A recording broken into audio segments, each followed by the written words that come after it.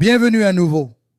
Dans cette série, nous avons déjà vu que les esprits mauvais sont en réalité les âmes perdues des morts et non des démons.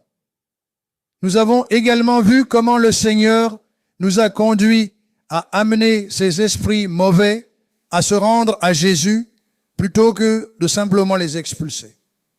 Faire qu'un esprit mauvais se rende à Jésus conduit au salut de cette âme perdue. Si vous n'avez pas encore regardé les vidéos précédentes de cette série, je vous encourage à les voir afin de recevoir la révélation complète de ce thème si important. Dans notre dernière vidéo, nous avons appris qu'il ne s'agissait pas seulement d'un événement unique, mais de l'accomplissement de Philippiens chapitre 2, qui dit que tout genou sous la terre doit fléchir et confesser que Jésus-Christ est Seigneur. Ainsi, nous avons établi une base scripturaire pour le salut des âmes en enfer. Nous avions également vu comment cela confirme l'enseignement du catéchisme de l'Église catholique, en particulier dans l'article 5, où il est écrit que Jésus, après sa mort sur la croix, est allé à la recherche d'Adam et Ève. Il a fait cela lorsqu'il est descendu aux enfers après sa crucifixion, afin de les sauver. Mais cette vérité est souvent ignorée à cause d'une croyance profondément enracinée. La croyance selon laquelle les âmes chrétiennes qui ont vécu même dans le péché grave vont simplement au purgatoire après leur mort et non en enfer. Beaucoup de gens ne croient pas qu'il existe un salut pour les âmes en enfer, car ils ont été enseignés que la plupart des pécheurs sont en réalité au purgatoire. Ils croient que ceux qui ont vécu dans l'adultère, l'alcoolisme, l'homosexualité, la haine, même des meurtriers qui ont tué beaucoup, se trouvent au purgatoire et qu'il faut prier pour eux là-bas. Mais la Bible dit autre chose. Comment pourrions-nous dire que ces âmes sont au purgatoire? Ce n'est jamais la vérité. Dans 1 Jean, chapitre 3, verset 15, Saint Jean dit « Quiconque est son frère est un meurtrier. Et vous savez qu'aucun meurtrier n'a la vie éternelle demeurant en lui. » La parole dit qu'ils n'ont pas la vie éternelle en eux. Alors, comment pourraient-ils aller au purgatoire après leur mort? Non, ils sont en enfer. Ils sont dans le feu, souffrant là-bas.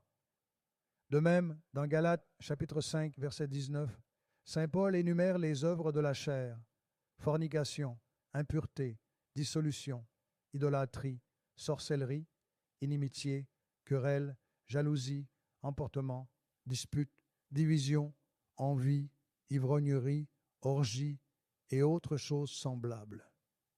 Et il avertit clairement, je vous le dis d'avance, comme je l'ai déjà dit, ceux qui commettent de telles choses n'hériteront pas du royaume de Dieu.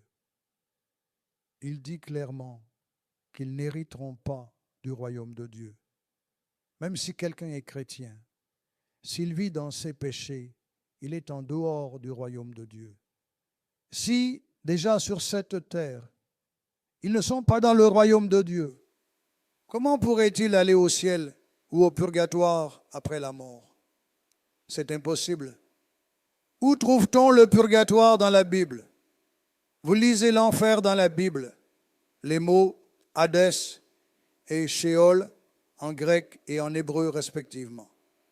Même le catéchisme de l'Église catholique, article 5, en parle.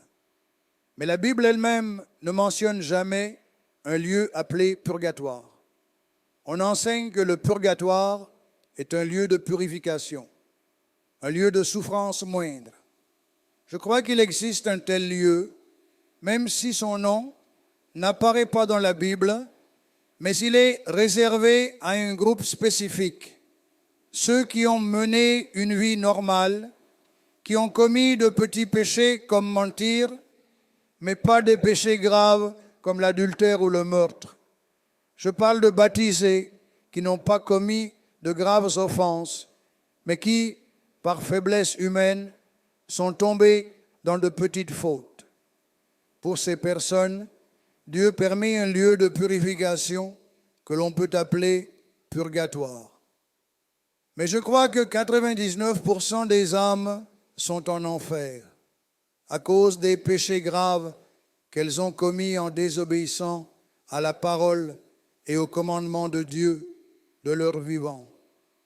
Et comme on enseigne que ceux qui sont en enfer n'ont aucun salut ni aucune espérance, personne ne prie pour eux.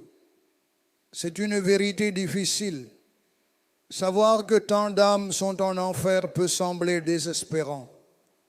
Mais l'enfer est-il la destination finale? Est-ce vraiment un lieu de châtiment éternel sans issue, comme beaucoup l'ont appris? Le livre de l'Apocalypse nous dit autre chose. Il révèle que l'enfer n'est pas la fin. Dans notre prochaine vidéo, nous explorerons cette vérité profonde et nous distinguerons entre l'enfer et la véritable punition finale, la seconde mort et l'étang de feu. Nous parlerons aussi de l'espérance qui demeure pour nos ancêtres défunts, même s'ils sont morts dans le péché grave et se trouvent en enfer.